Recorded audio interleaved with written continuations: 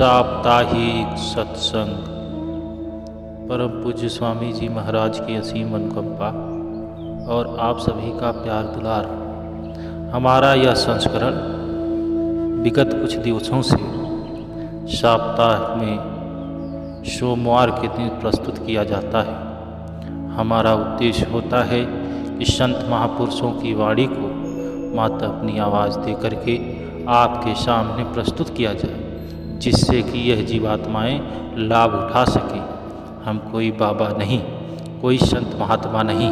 काफ़ी लोगों को यह भ्रम रहता है कि ये कोई बाबा संत महात्मा बनने की कोशिश कर रहे हैं। आपसे निवेदन है, मैं आपका छोटा भाई, आपका बच्चा, आपका गुरु भाई। हमारा संत महात्मा बनना ये बड़ी कोसों दूर की बात है। आगे की प्रस्तुति आप जरूर सुनें। वीडियो थोड़ी सी लंबी होगी। आपसे निवेदन है आप इस पूरी वीडियो को सुनें और लाभ उठाएं। जय गुरुदेव।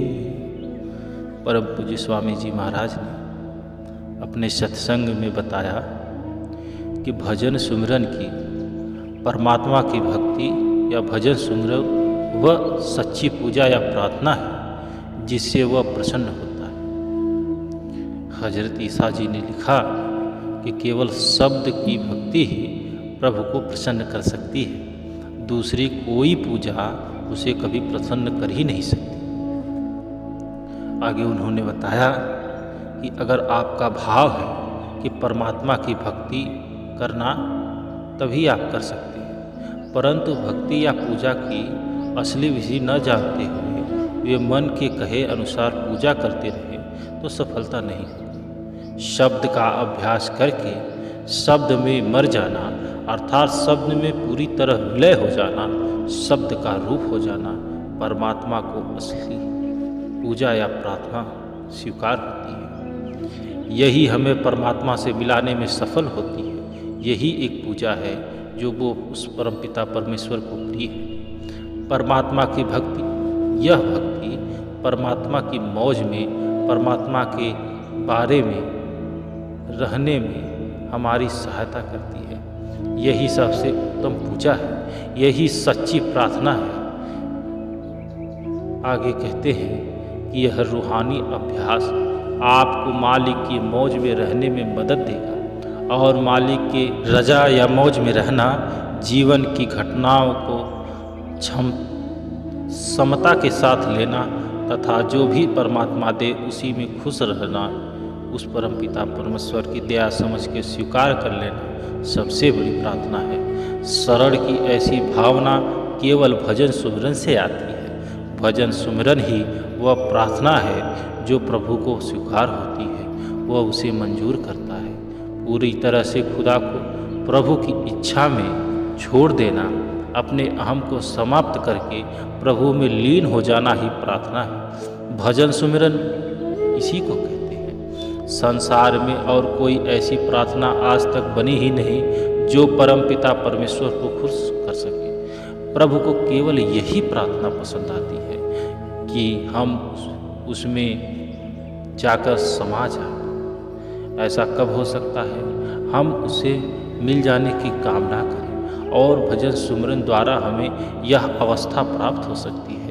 इसलिए यही सबसे सच्ची और सबसे अच्छी प्रार्थना कही जाती है। संत मत में ऐसी कोई खास प्रार्थनाएं ही नहीं हैं जिन्हें आप दिन में 4 या 5 बार दोहरा लें।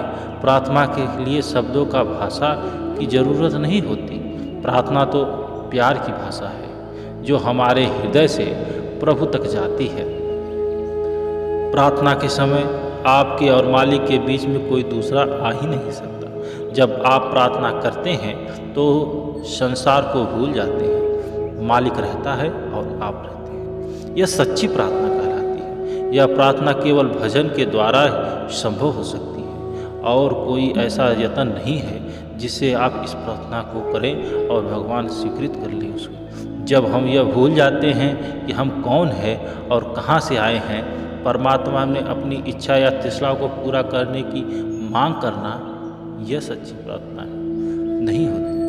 इसे प्रार्थना नहीं कहते। इसे तृष्णाओं की, विकारों की आवृत्ति कहते हैं। यह प्रार्थना नहीं है, बल्कि वापस इस संसार के सागर में धकेल दिए जाने की मांग करना है। अगर हम परमपिता परमेश्वर से अपनी दुनियावी इच्छाओं को पूरा करने की प्रार्थना करते हैं, तो हम उन इच्छाओं को पूरा करने के लिए बार बार इस संसार की तैयारी कर रहे हैं। संसार में तो यह प्रार्थना के बिना हम आ ही नहीं सकते। इसी की प्रार्थना जब हम करते हैं तो हम फिर संसार में आते हैं। इसलिए रटी रटाई प्रार्थनाएं या सांसारिक वस्तुओं की मांग हमें कभी नहीं करनी चाहिए। हमारी प्रार्थना यही होनी चाहिए कि हम परमेश्वर में लीन हो जाएं। जब से सृष्टि की रचना हुई है, हम परमात्मा से बिछड़े हुए हैं। हम उसके वियोग में सदा दुख सहते रहते हैं। अब वह दया करके हमें वापस अपने में मिला ले, यह हमारी प्रार्थना होनी चाहिए। हजरत ईसा साहब ने लिखा कि अगर तुम मेरी बात नहीं सुनोगे, तो मेरा उपदेशों पर नहीं चलोगे, तो यह मत सोचना कि मैं तुम्हें सजा दूंगा, क्योंकि तुम तो अब भी सजा भोग रहे हो। उनके कहने का मतलब था कि सजा भोगने का अर्थ है कि हम इस रचना का अंग बने हुए हैं। हजरत ईसा ने आगे कहा कि मैं प्रभु से तुम्हारी और क्या शिकायत कर सकता हूँ। तुम तो पहले ही अपराधी हो, सजा भुगत रहे हो। अब तो इस सजा से मुक्त होकर प्रभु के वापस पहुँचना चाहते हो। प्रार्थना हमारा प्रारब्ध नहीं बदल सकती। जो कुछ प्रभु ने हमारे पिछले कर्मों के अनुसार हमारे भाग्य में लिख दिया है, वो हमें अवश्य मिलेगा, चाहे उसके लिए हम प्रार्थना करें या ना करें। और फिर जिस प्रभु ने हमें जन्म दिया है, उसे हमारी बेहतर परवरिश करने का ख्याल भी है। हमें नहीं मालूम कि हमारी भलाई किस बात में है। हम मालिक से अपनी कुछ इच्छाएं पूरा करने की प्रार्थना करते हैं। अगर ये इच्छाएं पूरी हो जाती हैं, तो हम उन्हीं वस्तुओं से इतने परेशान हो जाते हैं कि फिर उनसे छुटकारे पाने की प्रार्थना करना शुरू कर देते हैं। जब हमें यह मालूम नहीं कि हमें किस चीज़ की प्रार्थना करनी चाहिए, तब मालिक पर सब कुछ क्यों नहीं छोड़ दिया जाए? परमात्मा के प्रति अविश्वास क्यों दिखाया जाए?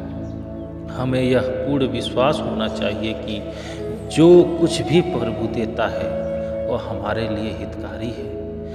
अपनी माता को प्यार करने वाला बालक माता की गोद में अपने आप को पूरी तरह छोड़ देता है। उसे कुछ नहीं मांगने की जरूरत होती। माता बच्चे के प्रति सतर्क है। उसे कब खिलाना है, कब नहलाना है, वह इन बातों का ध्यान रखती है। हर वक्त तरह तरह की चीज़ों के साथ उसकी देखभाल करती है। बच्चे को कुछ भी मांगना नहीं पड़ता। वह जानता है कि माता उससे प्यार करती है। इसी प्रकार अगर हम भी अपने आप को बिना किसी शर्त के उस परमात्मा के हवाले कर दें, तो हमें भी पता लग जाएगा कि वह हमें से कितना प्यार करता है, और हमें वह देगा जिससे हमारी भलाई हो। हमें भी उसकी दात को समझकर समता और खुशी के साथ सब कुछ स्वीकार करना चाहिए। हमारी केवल यही प्रार्थना है कि हम उस परमात्मा से मिल जाएं, क्योंकि अब वह वियोग और नहीं सहा जाता। एक बहुत सुंदर उदाहरण है कि तुम परमात्मा से रोटी और बहुत सी चीज़ें मांगते हो, क्या वह चिड़िया, कीटे मकोड़ों तथा अन्य जीवों को उनकी खुराक नहीं देता? क्या वह उस घास को खुराक नहीं देता जिसे काटकर 1 मिनट में जला दिया जाता है? तब क्या वह तुम्हें रोटी नहीं देगा और तुम्हारी देखभाल नहीं करेगा? तुम जो कि सृष्टि की सबसे ऊंची रचना हो, तो तुम्हारी सबसे ज़्यादा ख्याल वह परमात्मा करता है। नानक साहब ने कहा कि नानक चिंता मत करियो, चिंता तिस ही हूँ। जिस परमात्मा ने हमें जन्म दिया है, उसे हमारी जीविका का हमसे ज़्यादा चिंता है। एक महात्मा ने कहा कि हे मनुष्य, तू क्यों अपने रिजक के लिए उद्यम करने की चिंता में लगे हुए हो, जबकि स्वयं हरि तेरे रिजक का इंतजार कर रहा है। देख, उस प्रभु ने शिलाओं और पत्थरों के नीचे जीव पैदा किए और उनको वही खुराक दे रहा है, तब हम रोज़ उस कर्ता के से संसार की तृष्ण चीज़ें मांग मांग कर उसके प्रति अविश्वास क्यों प्रकट करें। अगर आपका नौकर आपके घर में मन लगा कर मेहनत, लगन तथा धीरज के साथ काम करता है तो आप सदा उसको इनाम देने की इच्छा रखते हैं। लेकिन अगर वह हमेशा कुछ न कुछ मांगता ही रहे तो आप उससे छुटकारा पाना चाहते हैं। इसी तरह अगर हम अपना कर्तव्य करते हुए उस मालिक को प्यार करते रहेंगे तो वह प्रभु हमें भी देने के लिए तैयार रहेगा। जब हम अपना काम तो करते नहीं पर हमेशा मांगते ही रहते हैं तो परमात्मा भी हमें छुटकारा पाने के लिए हमें इस संसार में भेज देता है। इसलिए सब संत महात्मा मालिक के हुक्म में रहने की प्रेरणा देते हैं। एक महात्मा ने कहा कि आपकी माँ आपके पीछे खड़ी है और शायद आपसे कुछ कहना चाहती है। संत उपदेश देने का कोई न कोई अवसर ढूंढ लेते हैं। महात्मा ने आगे कहा कि कौन मेरा पिता है, कौन मेरी माता है और कौन मेरा भाई है। मेरा कोई पिता नहीं, कोई भाई नहीं, कोई माता नहीं, परम पिता की मौज में रहते हैं। वे सब मेरे भाई हैं, वे सब मेरी माताएं बहनें हैं। वे सच्चे रिश्तेदार हैं जो परमात्मा की इच्छाओं में नहीं रहते, वो हमारे कुछ नहीं लगते। आपका भाव है कि जो मेरे पिता की रजा में रहते हैं उनके साथ मेरा संबंध हमेशा रहता है, क्योंकि उनके लिए एक ही झुंड, एक ही चरवाहा होगा। वे एक दूसरे से कभी अलग नहीं होंगे। मेरा असली शिष्य, मित्र, भाई और संबंधी वही है जो सतगुरु के विश्वास में रहता है, उसके विश्वास में चलता है। व्यक्ति परमात्मा से मिलाप प्राप्त कर लेता है, जबकि अपने ही विश्वास या मन की मर्जी में चलने वाला प्रभु से बिछुड़ा रहता है तथा इस रचना में भटकता हुआ दुख सहता रहता है। इसलिए सच्ची प्रार्थना परमात्मा की मौज में रहना है और मौज में रहकर जो भी अवस्थाएं आए उस अवस्थाओं में भजन, सुमिरन, ध्यान करना है। यह जो व्यक्ति करता रहता है उसका यह लोक और ऊपर के लोकों में वह सतगुरु उसकी संभाल करता रहता है।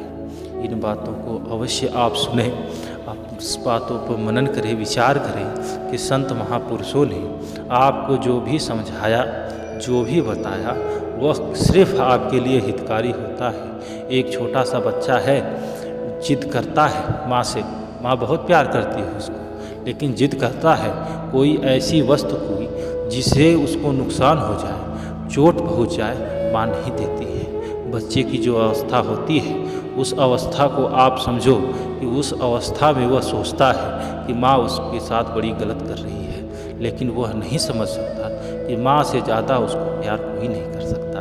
वह वस्तु इसलिए नहीं वो माँ देती है कि उससे उसका अनिष्ट हो जाएगा। परमात्मा से जब जीव कुछ मांग करता है, अपने सद्गुरु से जब शिष्य मांग करता है, सांसारिक इच्छाएं सामने प्रकट करता है, संत महापुरुष उन इच्छाओं को नहीं पूरा करते, तो इससे यह आशय नहीं लगाना चाहिए कि उनके पास वो पौरुष नहीं या वो आपसे प्यार नहीं करते। वो देने को पूरी सृष्टि आपके कदमों में रख दे, लेकिन नहीं देते, आपका अनिष्ट हो जाएगा। वह यहाँ आपके भोगों को बढ़ाने के लिए नहीं आए, आपके भोगों को कम करके उस परम पिता में विलीन करने के लिए आए हैं। इसलिए उस परम पिता परमेश्वर की मर्जी को समझ करके अपने सतगुरु के वचनों पर न्यौछावर हो करके ध्यान, भजन, सुमिरन करते हुए आइए और उस परमात्मा में विलीन हो जाए। जय गुरुदेव।